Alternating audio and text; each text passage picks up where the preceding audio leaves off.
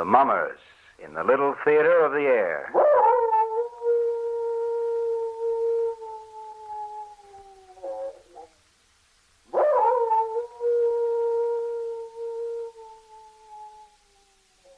Now, the Hermit is ready.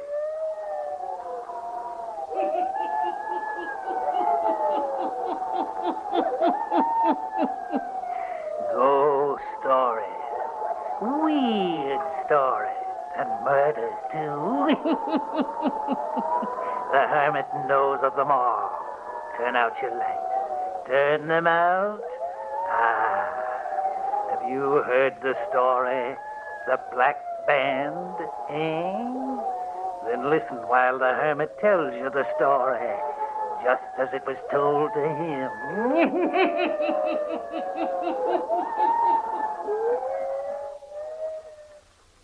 You ask me to tell you the strangest story I've ever heard. I did not witness what happened to Jan van Dirk, for it was long before my time. But I've heard my grandfather tell of it, as did his father before him. It is a story that's been handed down through the generations of our family, and it is believed. You see, this young Hollander, Jan van Dirk, was a relative of mine. When he was a young fellow, he went to Paris to attend the university. He came to France during the time of the French Revolution, and he suffered intensely because of it. The howling crowds, the bloody executions stabbed at the very soul of one as sensitive as Jan van Dirk. He had one friend in this city in the throes of violence, Father Perichon, who liked the boy and often invited him to his small rooms. One afternoon, Jan came to him. Sit down, my boy. You look pale and hungry. I am hungry, Father, but I cannot eat. What I see on the streets, it turns me inside out. It is sad for one so young to see only this baser side of man. You need sunlight and only small shadows at this time in your life. Father Perichon, all of this horror, these scenes of cruelty, they weaken my faith in my fellow man. Why do you not return to your own country, Jan? As soon as I finish studying, I shall go. That is why I work such long hours, day and night, to finish the work, so that I may get away and try to forget. Time will help you, my boy. The warmth and beauty of your own land will blot out the Place de la Grève. You will marry, and your own life will make you forget the peril you are witnessing today. I often wonder. About the marrying part, I mean. You see, Father, I admire beauty so much. I know. Since I can remember, I've dreamed of only one woman for me. She is so beautiful, this girl I dream about. I don't think I can ever find her in real life. It is the beauty of soul that counts you. Oh, I know this girl I dream of has a soul of beauty, Father. Come, my boy. Let us eat of the little I have to offer. Outside of the visits with Father Perichon, Jan was a recluse, spending most of his time in the libraries, always surrounded with people, yet always alone, an escape from the realities of the present. One night he stayed in the library late. While there, a storm arose. But it was closing time, and so Jan was forced to step out into the storm to make his way to his lodgings in the old part of Paris.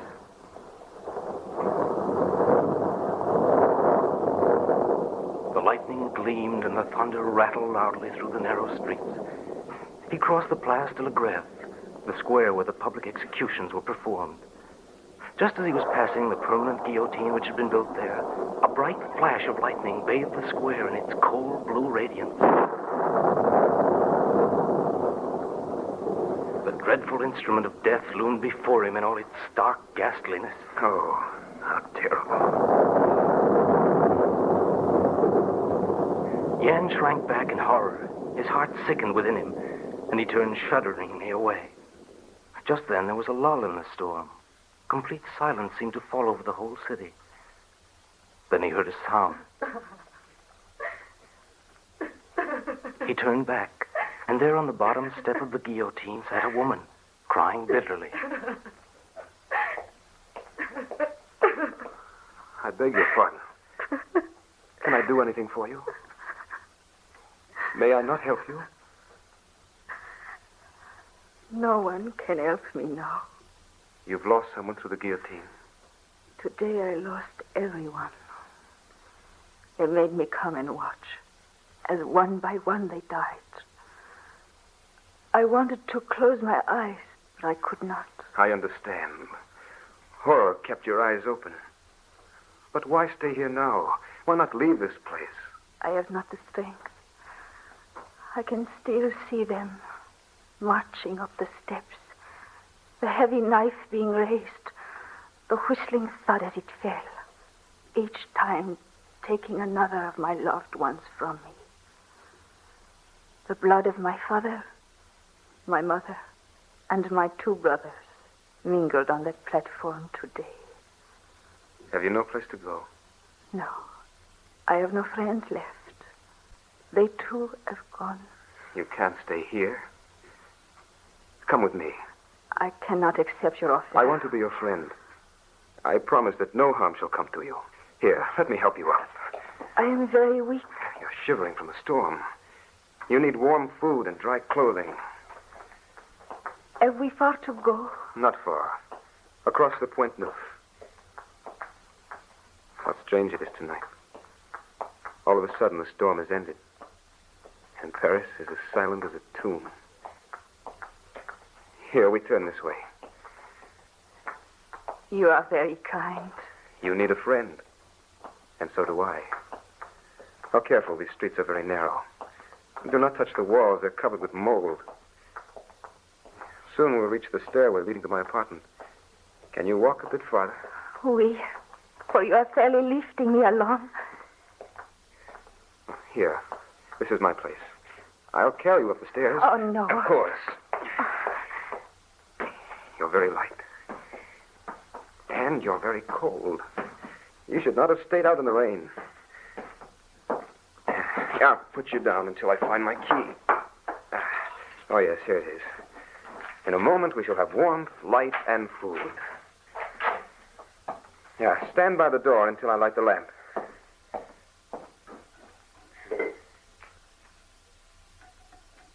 Yeah, there. That's better. Now, come in, please. Now, sit down over here, and I will light a fire. Over here. What is wrong? Why do you stare? Sit here. I will have a fire going in no time. Then I will fix you coffee. I do not know why you are so kind to me. You are alone and lost. And so am I. Draw up closer to the fire now. Why do you still stare at me so strangely? May I tell you that you are very beautiful. All my life I've dreamed of someone just like you. I feel as if I had known you for a long, long time. You're safe now. You need fear no longer. It may be dangerous for you to harbor me. I am an aristocrat. I'm supposed to be an enemy of the revolution. You may find yourself in prison for giving me shelter. I'm not a Frenchman. They won't put me in prison. But I am an aristocrat. Yes, I know. I could tell. Not only from your beauty, but the black velvet band you wear about your throat. It has a diamond brooch of rare and costly design. It is all I have left. Will you tell me your name? Marie. And I am Jan van Dirk. Marie, I'll not let them find you. If they do, they will put me away where you will never see me again. Listen to me. I am earnest and sincere. All of my life I've been searching for you, Marie. Will you marry me? Oh, no. As the wife of a Netherlander, they can't touch you. You only pity me. I love you. I want you to marry me, Marie. It is true. I do feel that we met a long time ago. And so do I. I've dreamed of you. I've spoken with you. I've looked into your eyes before. But it is all impossible. Say my name, Marie. Jan. Jan. It is not impossible. I want to marry you because I love you. Perhaps you will not want me to be your wife when I tell you what happened to me today. I don't want to hear it. Our lives began when I found you in the Place de la Grève. I'm going out to get a priest, and we'll be married tonight, now. But the clergy has been forbidden to practice the rites of religion. Those who have not left Paris are in hiding. Oh, but I have great news to tell you. My only friend in this city is Father Perichon. Some time ago, he confided in me. told me that he is a priest. I will go and find him now. Marie, Jan, you consent? we. For I love you. Yes, these two. One who had suffered untold horrors that day, and one revolted by the tragedies all about him, met on a dark night. Met and found that they believed they had known each other during some other hour. Met and fell in love on sight.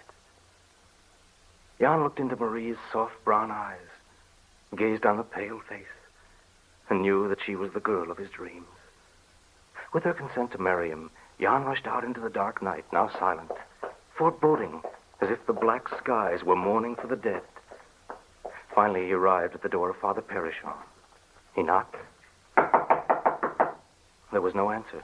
He tried again. Then he saw a wisp of light through the darkened door. Father Perishon, it is I, Jan. Step inside, my boy, quickly. Father, I want you to come quickly. I found her. Found who, my lad? The girl of my dreams. I found her tonight. I want you to come and marry us now. Father, don't ask me any more questions. Come with me now and marry us. It's over. We're married. You belong to me now. We. For as long as he permit me to stay. He? Whom do you mean? Death. His shadow is always hovering over me. Why do you keep speaking of death? You're not going to die. We have years and years of life and happiness ahead of us. I wish it were so.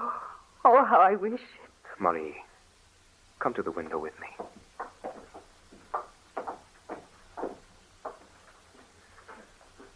Take one last look at this view of Paris in the nighttime. For I'm going to take you out of this city of death and terror, out into the country where we can live in happiness and peace. If it could only be so. I'm going to make it so. Tomorrow morning, I'm going out into the country and find a little villa, away from the blood and the hate, out into the sunshine, Marie. It will purify us. If you could do that, Jan, perhaps. No. It would make no difference. The angel of death is forever with me. You must not talk so. I will find the villa. Marie smiled wistfully. Somehow it gave Jan the hope that she would someday forget all the horrors and sorrow which now held her in their grip. They sat at the window looking out over the sleeping city. They sat silent till the gray of dawn came into the sky, until a rosy haze was over the east. It was then that Marie's fears came back twofold. She was alarmed, quickly agitated. Jan, if you are going into the country, go now. Go now. I will wait until the sun comes up. No, it will be too late. Too late, I tell you. Go now at once. You really wish it? What do you fear? You know, they will find me. Never. And they cannot harm you. For you are Madame Jan van Dirk, a Netherlander. Oh, Jan. All right, my darling. I will go now. For the sooner I go, the sooner we will be away from all of this. We. You will be here when I return. You promise? I promise. Then I will start at once. By nightfall of this day, we will be away from here, you and me, starting a new life in the world of peace. Marie, you and I in the world of peace. Jan left. He walked out into the country. He had no trouble finding a charming place. A little house set in a lovely garden, the whole property surrounded by a high wall. Jan knew that here Marie would forget and be happy again. He rushed back to Paris as fast as he could and up to their little apartment. Marie! Marie! Threw open the door. Yes, she had kept her word. She was there waiting for him. Exhausted from the tragedies of the day before, she was lying across the bed, head hanging over the edge, one arm thrown over her face. Marie, I found it. I found the most beautiful place you ever saw. A place far from this city of unhappiness. A place that will be heaven for us both. Wait until you see it. Wait till we... Marie? Marie? She doesn't move. She's not breathing. Her hand is cold. No pulse. No pulse. Marie! She's dead. She's dead. Help! Help! She's dead. She's dead. Marie, she's dead. Help!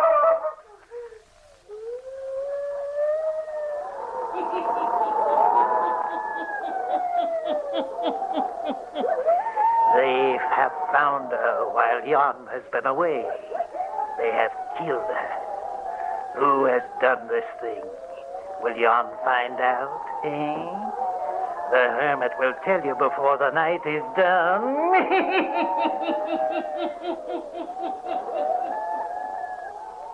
And now, the hermit again.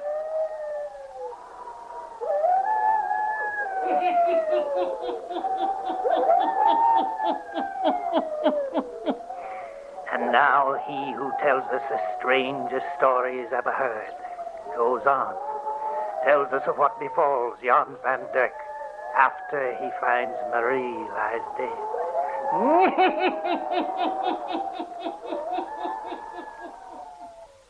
Horrified and frantic, the young boy runs out of the apartment, down the stairs, babbling to himself, crying out in grief and terror, calling for help. And then an officer stopped him. Here, what is the matter with you? She's dead. She's dead. I went to the country. I came home and found her dead. Who is dead and where? My wife. She's up in our apartment. Come, I will show you. You are not a Frenchman? No, my wife. Someone has killed her. Get hold of yourself. Death is a common thing these days. But to Marie, they had no right to do this to Marie. We will investigate. Over here on the bed. I found her here. She is dead, all right. You say you left her alive and then found her like this when you come back from the country. Yes. Are you sure you did not kill her? No. No, I loved her. I loved her more than anything in the world. Let me get a good look at her. What is it, officer? What is the matter? How long have you known this woman? I met her last night, but I've known her forever. I met her last night. We were married a few hours later. You were married last night? Yes. Not a week ago, not 2 days ago, but last night. Yes. Sit down in this chair. You are half crazed.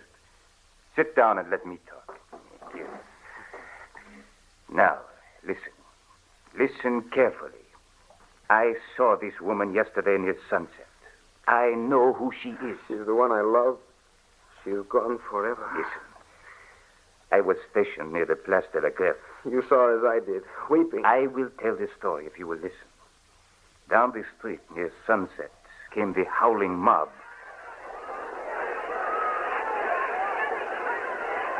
Crying for blood, intent on the kill.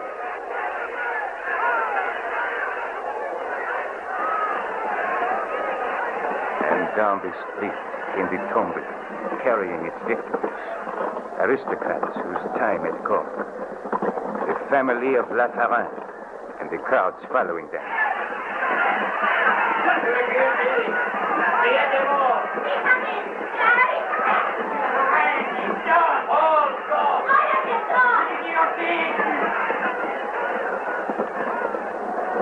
The tumbrel drew nearer the square. The crowd cried out in fury. Then the cart stopped.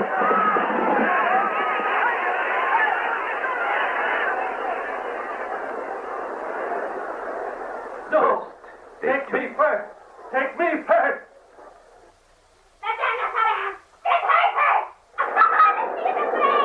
I am afraid of nothing. Do not fear, Marie.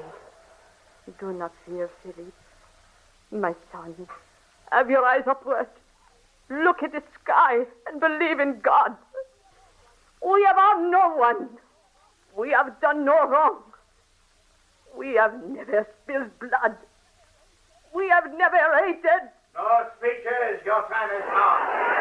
To the guillotine. Take us to the guillotine. Mama, your eyes in the future, Mary. Look into the eyes of the setting sun. Get it done with. I am ready.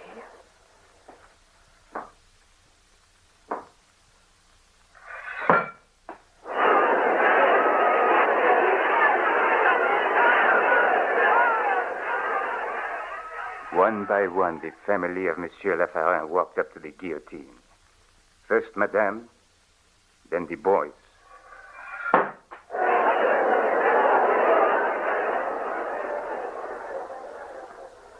And then Monsieur.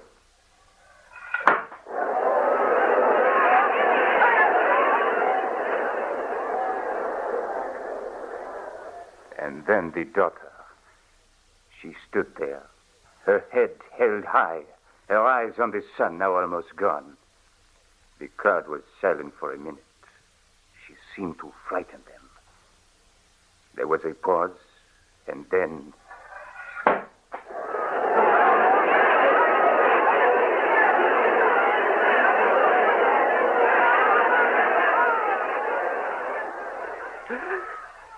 What are you trying to make me believe? I am telling you the truth. I stood at the foot of the scaffold yesterday when this woman in your rooms was guilty. No. She was alive when I left her early this morning when I went to the country. Late last night we were married. I can prove it. Look, let me show you. You see this black band around her throat? If I remove it, see? If I did not hold the red, it would roll to the floor. Now do you believe? Do you believe? No! No!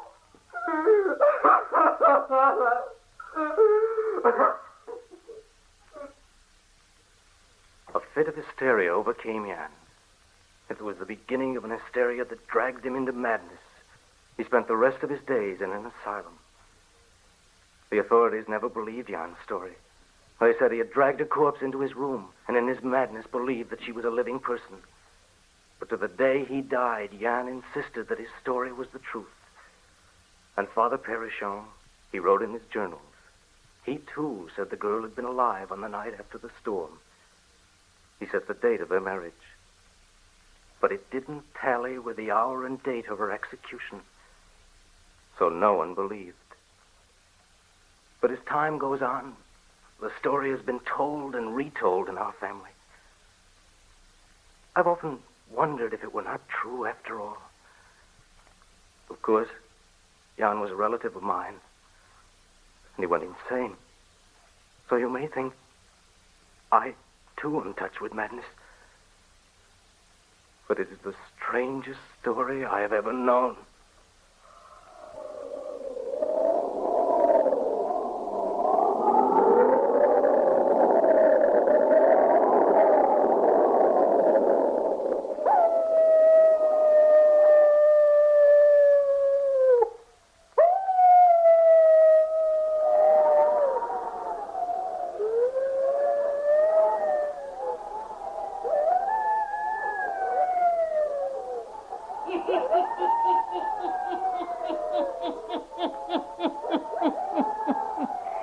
The black band was around Marie's throat for a purpose, eh?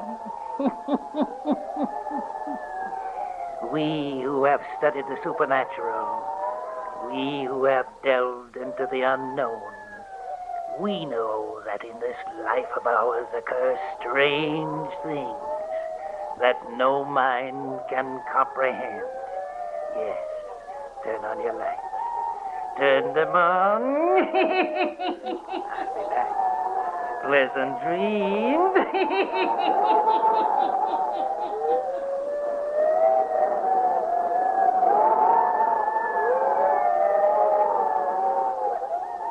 All characters, places, and occurrences mentioned in the Hermit's Cave are fictitious, and similarity to persons, places, or occurrences is purely accidental.